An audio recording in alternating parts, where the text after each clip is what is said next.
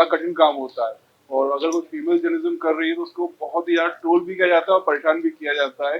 ये मेरे last videos में आपने देखा होगा, जब मीना कोटवाल जी से मैं बात कर रहा था उनके घर पर जाकर। तो मैं आपसे स्टार्ट करना चाहता हूँ कि जब ये ट्रोलिंग होती है तो डिप्रेशन सा फील नहीं होता? मतलब ऐसा नहीं लगता है कि यार सब छोड़ छाड़ के बंद कर दूं मैं? डिप्रेशन हुआ था, बहुत हुआ बुरा था हुआ आपको? था। अभी नहीं, ट्रोलिंग पर नहीं हुआ था। मैं बता रही हूँ, जब मैं एक इंटरनेशनल मीडिया में थी तब भी वो एक ट्रोलिंग ही थी कि आपको तो बदनाम नाम ले किया सकते हो जाएगा। आप? बीबीसी में थी मैं, बहुत लोगों को पता है यहाँ पे। तो वहां पर भी वो ट्रोलिंग ही थी कि आपको काम नहीं आता, आपको सोशल मीडिया में बदनाम किया जाएगा। तो वो मेरे लिए एकदम नया नया था और इतना डिप्रेशन हुआ था कि सुसाइड करने की भी सोची थी मैंने।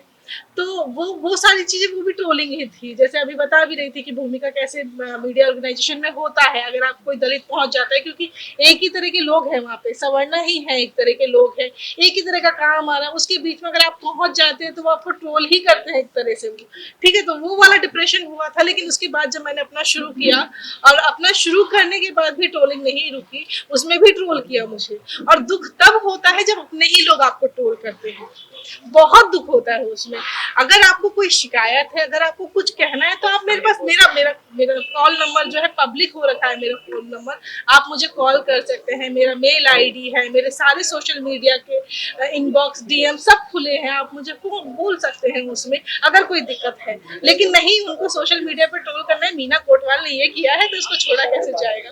तो एक तो वैसे ही महिला पत्रकार है ही नहीं, खासकर जो दलित बैकग्राउंड से आती है, जो मार्जिनाइज्ड बैकग्राउंड से आती है, वो तो है ही नहीं। ऊपर से अगर वो कुछ काम करने की कोशिश कर रही है तो उसमें भी एक तरफ के लोग तो ट्रोल कर ही रहे, हम तो उनसे शिकायत ही नहीं कर रहे, क्योंकि हमें उनसे उम्मीद भी नहीं है कि वो हमारा जो है बचाव करेंगे। हम तो उनसे उम्मीद नहीं कर रहे, हम उम्मीद कर रहे हैं अपने ही लोगों से। लेकिन अपने लोग भी क्या कर रहे हैं कि हमें ही ट्रोल कर रहे हैं, और उसमें बड़ा दुख होता है। लेकिन अब वो भी नहीं होता, मैंने वो दुख करना भी छोड़ दिया, क्योंकि बहुत पीछे छोड़ गए। और अपने लोग, बहुत सारे, कई सारे लोग तो यहाँ पर भी हैं, मैं नाम नहीं लेना चाहूंगी, उन्होंने भी मुझे ट्रोल किया। ठीक है, उनसे अभी अभी आप जब यहाँ पर आए उनसे बातचीत नहीं हुई? उनसे पूछा नहीं आपने? नहीं, बातचीत हुई, लेकिन इस बारे में मैंने कोई बातचीत छेड़ी भी नहीं है। सब लोग जानते हैं कौन है कौन नहीं, मैं नाम नहीं लेना चाहूंगी उनमें। ठीक है, नहीं, तो एक्चुअली ये जो गैदरिंग थी इसीलिए थी कि सब आपस में प्यार मोहब्बत बने। बिल्कुल बिल्कुल। तो देखिए, जैसे हमसे बात किया जाएगा हम वैसे ही करेंगे, प्यार से बात करेंगे तो प्यार से बात करेंगे, नहीं करोगे तो कोई बात नहीं जयराम जी की। तो ऐसा ही है, तो उसमें दुख भी होता है। लेकिन अब ट्रोलर से मुझे डर नहीं लगता, मुझे लग रहा है एकदम मैं सही दिशा में जा रही हूँ, इसलिए ट्रोल कर रहे हैं। और अब जब ट्रोल नहीं करते ना, तो मुझे लगता है मैं सही काम नहीं कर रही, फिर मुझे सेटिस्फेक्शन नहीं मिल रहा है। तो ठीक है, आप ट्रोल करते रहिए, मुझे ताकत मिलती है। Thank you. हमारे साथ इंजीनियर स्नेहा है और मैं ना इनको काफी टाइम से नोटिस कर रहा हूँ, और मुझे अभी पता चला कि आप आवाज इंडिया में भी काम करते हैं। कब से कर रही थी आवाज इंडिया में काम? आवाज इंडिया में मैं 2016 में मैंने काम किया। महाराष्ट्र में? महाराष्ट्र में, नागपुर में मेन ऑफिस है आवाज इंडिया का। उसके बाद मुंबई में खुला था, तो मैं नागपुर में मैंने ज्वाइन किया। जस्ट मेरा इंजीनियरिंग खत्म हुआ था और रिजल्ट पेंडिंग पड़ा था, तो उस टाइम पे वैकेंसी निकली थी। तो मुझे लगा कि क्यों ना, क्योंकि सोशल एक्टिविस्ट थे और कुछ अटैचमेंट भी था सोशल मूवमेंट से, तो मुझे लगा कि चैनल के इससे हम लोग शायद समाज तक पहुंच सकते हैं ठीक से। तो मैंने आवाज़ इंडिया ज्वाइन की और काफ़ी कुछ जो है सीखने को मिला। मतलब जो केजी और जो है सीनियर केजी, जूनियर केजी, सारी चीज़ें जो आवाज़ इंडिया ने सिखाई है, उसके बाद जाकर आज हम खुद का चैनल खोल लिया था। हाँ, और ऐसा तो उन्होंने नहीं बोला कि ना आपने हमारे से सीख कर और आपने ही खोल लिया बिजनेस? नहीं, वो सर ने मुझे, नहीं, ज्यादा लोग ऐसा सोचते हैं। हाँ सर, मैं नाम लेना चाहूँगी अमन सर का। उन्होंने मुझे कन्विंस भी किया था, क्योंकि मैं पॉलिटिकल मूवमेंट में काम करती थी और बहुजन समाज पार्टी की मैं जनरल सेक्रेटरी रह चुकी हूँ। अच्छा, उसके पहले मैं युवा विंग संभालती थी।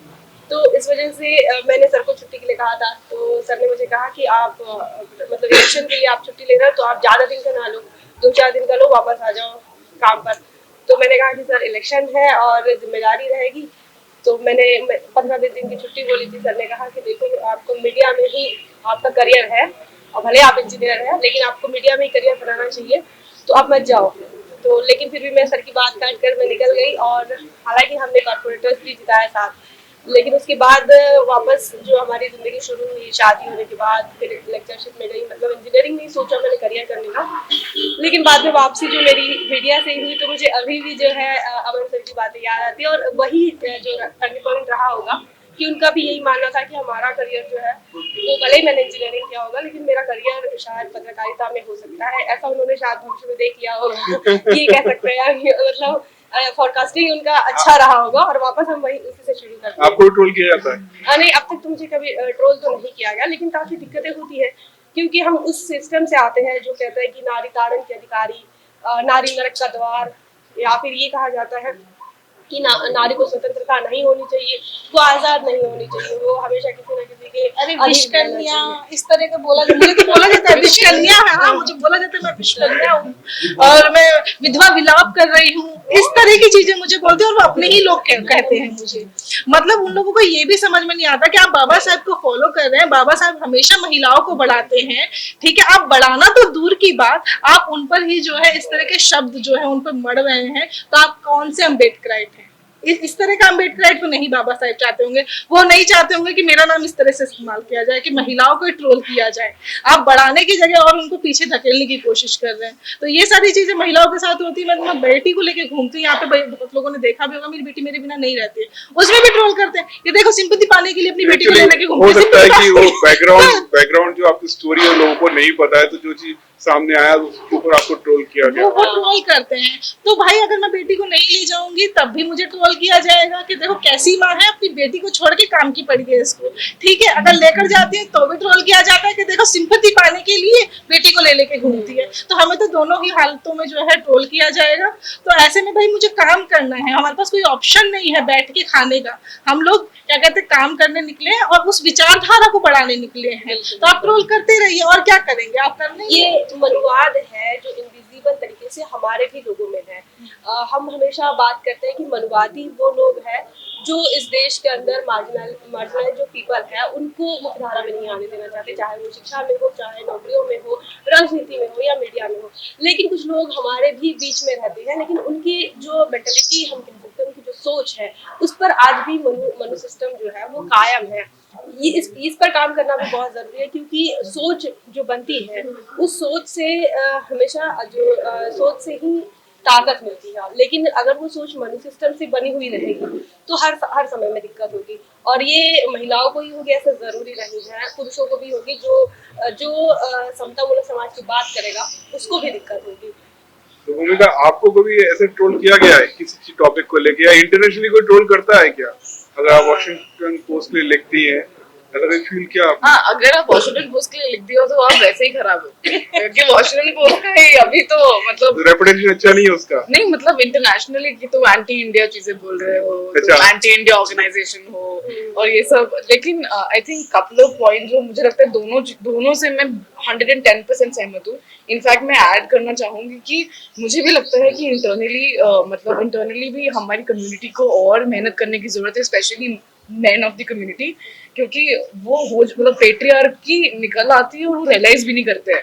तो वो चीजें अदरवाइज जर्नलिज्म में तो मतलब आई थिंक हम सबको ही अलग अलग तरीके का, इनफैक्ट फिजिकली भी, मतलब अगर आप इंटरनेशनली भी कवर कर रहे हो, फोटो खींचने जा रहे हो, मतलब जैसे एपी के लिए मैं फोटो खींचने जाती हूँ, इंटरनेशनली फोटो खींचती हूँ, आधे घंटे में आपको मतलब वो इंटरनेशनली वायर होती है, उसमें भी male photographer will hold your thigh, will get on you, मतलब इट्स ऑल लाइव में बिल्कुल ऐसे कमर पे हाथ डाल देते हैं। इट्स वेरी फिजिकल इनफैक्ट, तो all of that is very मतलब इज इनरेजिंग, मतलब गुस्सा आने वाली चीज है। लेकिन उस टाइम पे तुम्हें अपनी फोटो चाहिए होती है, तो तुम धक्का मारते हो, तुम बोलते मैं अपनी फोटो उठाऊंगी पहले, क्योंकि तुम थोड़ी किसी मतलब वहां पे आप लड़ाई नहीं कर सकते ना कि तुम मेरे थाई पे हाथ रख के क्यों उठ रहे हो, ये सब चीजें तुम नहीं कर पाते हो। दूसरी चीज ये भी कि आई थिंक इंटरनली भी I think man of the community में भी ऐसे इंस्टेंसेस हुए हैं जिसमें man will not shake your hand कि नो मैन और मैन हम तुम्हारा हाथ, मतलब तो आपको फील होता है एकदम से कि ये मेरे साथ अनटचेबिलिटी हुई है अभी। You realize that this is, somebody just treated me like an untouchable,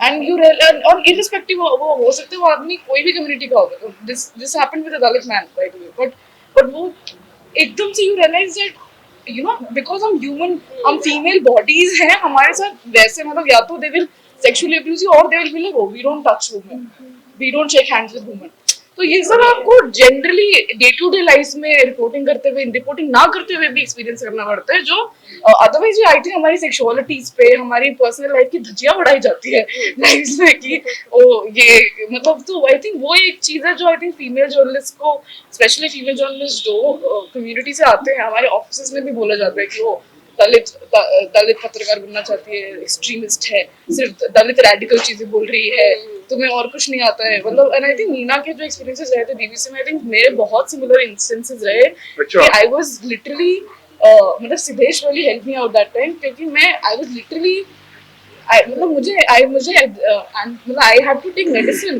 because I was anti आपको मतलब आप भी डिप्रेशन में थे?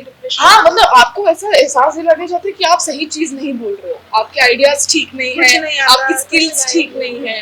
तो आई थिंक वो चीज वो पेट्रियार्की और कास्ट सुप्रीमेसी दोनों एक साथ प्ले आउट करती है उन सिनेरियोज में, जो आई थिंक इसलिए मुझे लगता है कि हम लोग as women journalist from Dalit community we try to support each other because we know how hard it is, जो हमें बाकी सपोर्ट किसी और कम्युनिटी से ना मिले या किसी और लोगों से ना मिले, हम कोशिश करते हैं कि आपस में वो दे पाए। मतलब दलित फीमेल और जर्नलिस्ट कठिन काम है।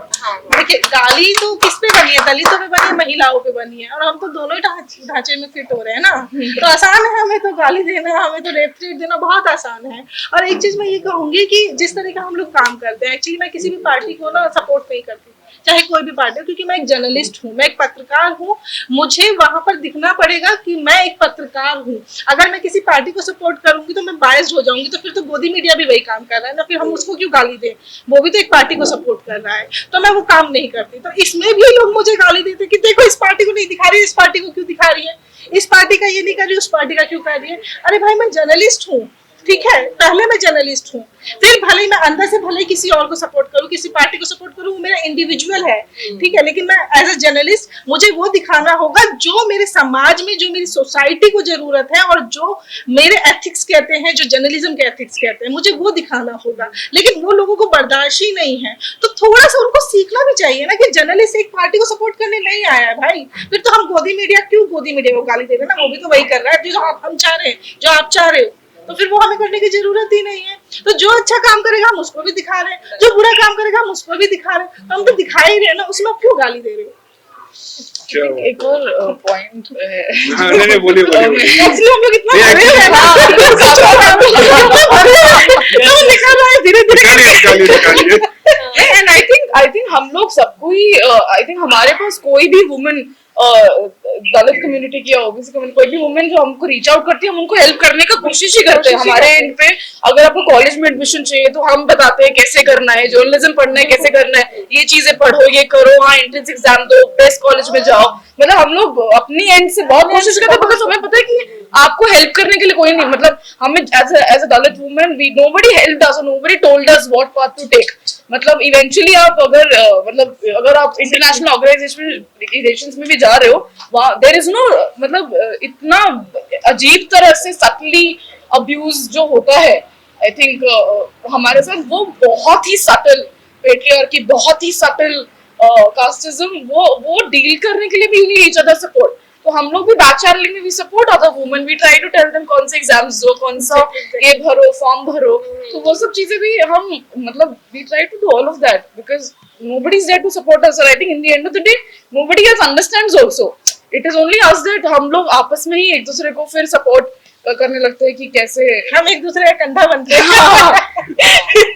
ऐसे है कि जैसे हम अम्बेडकराइट भी कहते हैं, जैसे कि जो पुरुष प्रधान संस्कृति जो कह रहे हैं देश में, लेकिन जो अपने आप को अम्बेडकराइट कहता है, तो मेरे अनुभव तो ऐसे है कि जो अपने आप को ज्यादा अम्बेडकराइट कहता है या फिर ये मानता है, वो सबसे ज्यादा महिलाओं को जो है सार्वजनिक जीवन में आने से रोकता है, सामाजिक जीवन में आने से रोकता है। मतलब वो चाहता है, मतलब वो बताता है अपने बातों में, मतलब बखान करेगा कि महिला सशक्तिकरण की बखान होगी, महिला को ताकतवर बनाने की बखान होगी, लेकिन जब उसकी बारी आती है, उसकी बेटी की बारी आती है, या उसकी बहन की बारी आती है, उसकी पत्नी की बारी आती है, तो वो जो है वो जो अपने कदम है वो पीछे ले लेता है। और ये सारी चीजें हमारे समाज में उन लोगों में दिख रही है जो अपने पढ़े लिखे अपने आप को कह रहे हैं हम इंटेलेक्चुअल है, सोशल है, काफी काम करते हैं, सामाजिक जीवन में उनका अच्छा खासा नाम है। इतना ही नहीं, मेरे अनुभव तो सामाजिक जीवन में ही नहीं राजनीतिक जीवन में भी रहे, क्योंकि मैं राजनीतिक प्लेटफॉर्म से आकर अभी मैंने बैकफुट पर आ गई, तो उसमें भी जैसे कि मैं पार्टी का नाम भी लेना चाहूंगी, बहुजन समाज पार्टी है, नेता आपकी महिला है, लेकिन वहीं पर जब महिला काम करेगी तो वही जो लोग हैं सामाजिक परिवर्तन की बात करते हैं वही लोग पचा नहीं पाते हैं कि कोई महिला नेता, अरे यार महिला नेता के नीचे सेक्टर बनाना है, बूथ बनाना है, महिला तो आपके तो बीएसपी की जो मेन लीडर है वो भी फीमेल ही है ना? वो भी फीमेल है, लेकिन फिर भी ये चीजें होती है। तो इसका मतलब हमें हमारा मनु सिस्टम जो है वो अम्बेडकराइट में भी हो गया है, तभी वो ऐसा कह सकते हैं कि वो अम्बेडकराइट बनाम मनु सिस्टम के लिए काम कर रहा है। और ये चीजें उन लोगों में है जो अपने आप को क्वालिफाइड अम्बेडकराइट कहते हैं, सामाजिक परिवर्तन के सिपाही कहते हैं। तो ये भी बदलाव होना बहुत जरूरी है, क्योंकि जब तक ये बदलाव नहीं होगा, स्वीकार ही नहीं कर रहे हैं आप महिला नेता को, और देश के अंदर भी वही हो रहा है, महिला नेता को स्वीकार नहीं कर रहा। और ये मुझे लग रहा है ये जो आज दिख रहा है, हमें जो दिख रहा है ना फॉल डाउन, ये भी इसी का एक नतीजा है कि अरे हम कैसे मानेंगे, उनका आदेश मानना पड़ेगा यार, ऐसे थोड़ी होगा, आदेश कुछ और होगा, काम कुछ और होगा। ये चीजें भी होती है, और ये छोटे हम जो लोकल क्षेत्र में देखते हैं वहां पर भी होता है, सामाजिक जीवन में भी होता है, सामाजिक संगठन बनते हैं, उसमें भी महिलाओं को जो है जो सामने किया जाता है, लेकिन डिसीजन मेकिंग का अधिकार उनको नहीं है।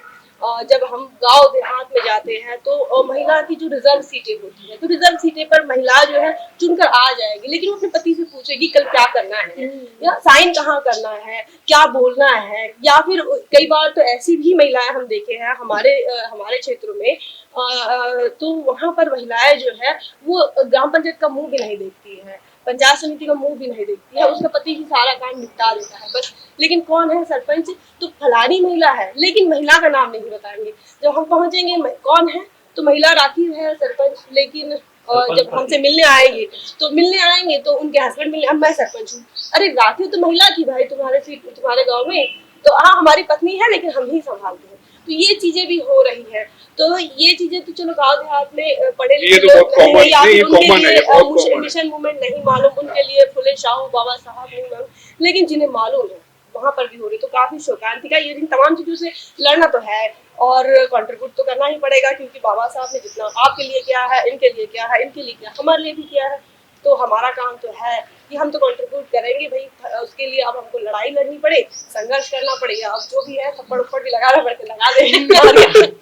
मतलब ये सोचिए कि बहुजन समाज के जो लोग हैं वो ऑलरेडी अपनी एक लड़ाई लड़ रहे हैं, उसके बाद जो उनकी महिला हैं वो अपने ही लोगों से, अपने ही हस्बैंड से लड़ाई लड़ रही हैं। यहाँ जितने भी बैठे हैं उसमें भी कहीं आपको ग्रो होने में इन दोनों में से सबसे ज्यादा दिक्कत किससे ऑब्वियसली पैट्रियार्की, क्योंकि बचपन से वही देखते हैं। कास्टिज्म हम लोग बहुत बाद में समझे हैं, जब तक आई थिंक मैं भी मीना के साथ एग्री करूंगी। आई थिंक मतलब एज अ कम्युनिटी लेवल पे कास्ट हम लोग भी कोशिश करते हैं, बिकॉज वो एक इम्पोर्टेंट मुद्दा है, तो हम लोग कोशिश करते हैं कि कास्ट मुद्दा रहे, और इसलिए हम लोग कास्ट मुद्दा रहे, इसलिए हम लोग भी अपनी बातें उतनी नहीं बोलते, बट अदरवाइज पेट्रियार्की हमें बहुत बुरी तरह से इफेक्ट करती है। I think more than caste also. इसलिए नहीं, मैं सहमत हूँ। मेरा भी यही अनुभव है कि पितृसत्ताक पद्धति से हम ज्यादा ग्रस्त हैं, क्योंकि सामाजिक जीवन में जब आए तो हमें पता था कि हमारा दुश्मन जो है वो जातिवाद है, हमें पता था कि वर्ण सिस्टम से हमें लड़ना है, लेकिन ये नहीं पता था कि हमारे ही पुरुषों के साथ भी हमें कभी ना कभी जो है दो बात करनी पड़ेगी या फिर उनसे लड़ना पड़ेगा। मैम अभी आपने राहुल गांधी जी का इंटरव्यू लिया था, लिटरली बहुत शानदार इंटरव्यू था, मुझे बहुत पसंद आया, लेकिन कुछ लोग आपको ट्विटर फेसबुक पे ट्रोल कर रहे थे, तो आप मुझे एक क्वेश्चन का आंसर दीजिए कि यूट्यूबर और जर्नलिस्ट में फर्क क्या है प्लीज।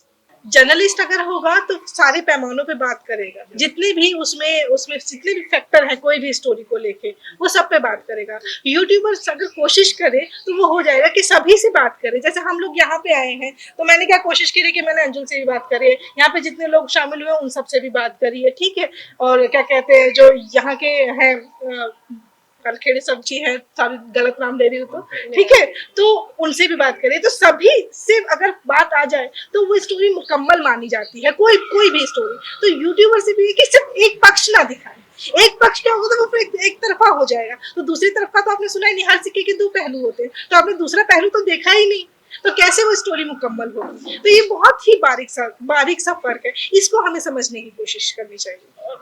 और आई थिंक एक चीज ऐड करना चाहूंगी, बस जर्नलिज्म में ना हम लोग को दोनों साइड से खींचा जाता है। अगर आप मेन स्ट्रीम या इंटरनेशनल मीडिया में काम करो, ओ तुम हमारे इश्यूज नहीं लिख रहे हो, तुम हमें सपोर्ट नहीं कर रहे हो, तुम हम अपने आप को सपोर्ट नहीं कर पा रहे हैं पहले तो दूसरी चीज ये है कि मतलब तो बाकी लोग बोलेंगे तुम ये नहीं लिख रहे हो। ऑफिस में हमें बोला जाता है तुम सारे दलित इश्यूज के बारे में बोल रहे हो, तुम सिर्फ यही टॉपिक्स ला रहे हो, तुम सिर्फ यही बोल रहे हो। तो हम लोग को अपने इंडिविजुअली ब्रेन यूज करके जो हमें लगता है टॉपिक्स इंपॉर्टेंट है, हमें वो एजेंसी भी होनी चाहिए कि हम ये अभी हमें लगता है ये इंपॉर्टेंट है और हम वो लेंस से करना चाहते हैं। बिल्कुल, अगर मूक नाइट को अगर आप फॉलो करते हैं तो कोई स्टोरी अगर आप देखेंगे तो देखिएगा उसमें सभी तरह के एंगल होते हैं। कई बार होता है कि कई सारे लोग बात नहीं करते, तो हम स्टोरी में वो भी डाल देते हैं कि हमने तो कोशिश की, सामने वाले ने बात नहीं की। इंटरव्यू होना बात अलग है, मान लीजिए अगर आप किसी का मैं सिर्फ भूमिका का इंटरव्यू ले रही हूँ तो वो बात अलग है, लेकिन अगर हम कोई स्टोरी करें तो कोशिश कीजिए कि उसमें सभी तरह के एंगल आ जाए।